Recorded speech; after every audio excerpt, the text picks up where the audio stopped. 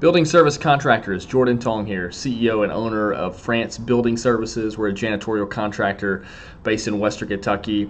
I also run a janitorial contracting business coaching group called Elite Business Coaching. Go to elitebusinesscoaching.net.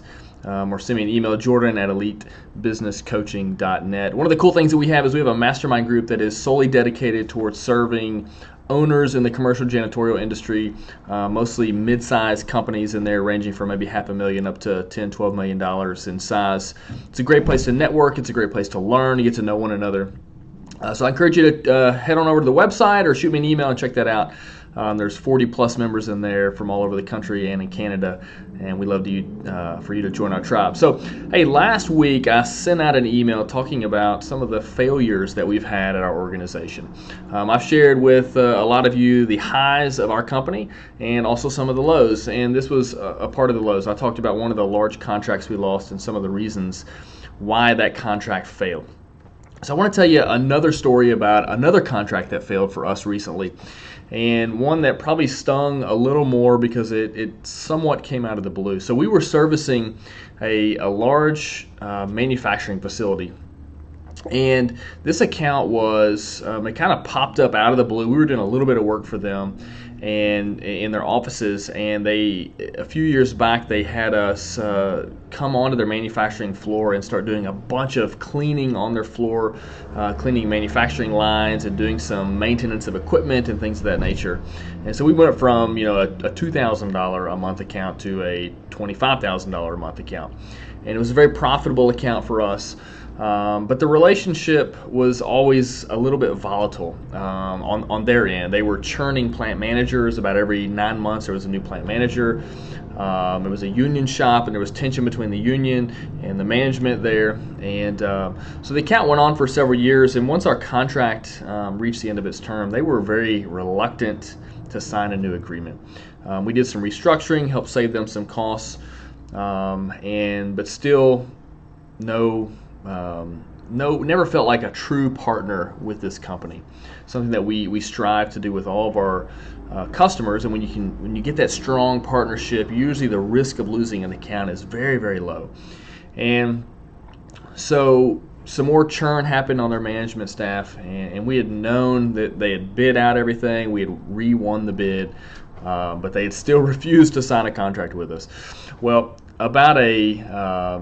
it was at the very end of a month. It was actually the start of a new month. It was February 1st, just a few weeks ago. And this customer called us an hour before our crew was supposed to be on site and said they wanted to cancel the contract and said they didn't want anyone to show up. But they also sent us a letter as well stating how excellent we were, how great our performance was, and that it had nothing to do with that. And so while you're happy that your team performed well, you still look back in retrospect and wonder, how did that go wrong? If we were serving them and they were happy with the service itself, what was it about that situation that we could avoid going forward? And there's a couple takeaways there. The first is that some things are just out of our control. Okay, so not every customer is going to keep you for the long term as much as you would maybe like for that to happen. So there's not necessarily a blame to lay on yourself or someone else. Those sorts of things just happen. We don't want attrition to happen. We always want to save those contracts and make sure that we can have those perpetually going on year after year. But sometimes things aren't always mutually beneficial, and that's just the way that it happens. Second thing for us, looking back, trying to figure out what could we have done a little bit different to prevent this sort of thing from happening. I think having more contacts within a facility, so having more relationships with key people within the organization can be helpful in securing something. So if there's certain management positions that are turning over or one relationship that's volatile, if everything hinges on that relationship, you're more at a risk of losing the account. So if our relationships may have been deeper throughout the organization, perhaps it's something we could have avoided. Also, when contract renewals came up, looking back now, it may behoove us to, whenever someone is unwilling to sign a contract, to not allow that to be an evergreen situation, but to to force the customer to want to sign a contract so that we're always under an agreement so you're not caught off guard or by surprises like that.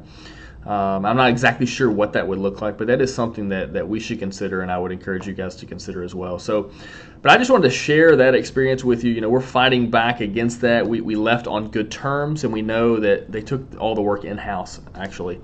And we feel like that will change and go back out again later, and we'll have an opportunity to pick that business up again.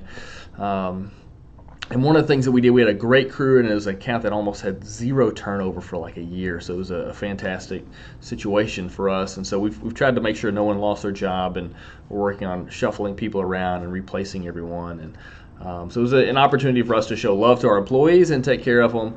But now we're going to have to work a little extra harder since we lost a decent amount of profit right at the beginning of the year that we hadn't budgeted for. So anyway, I know this stuff happens. I just wanted to share with you all that it happens to us. I know it happens to you at times, and we're going to be battling back to make sure we're stronger and we learn from these mistakes, and we push on to be a better company going forward.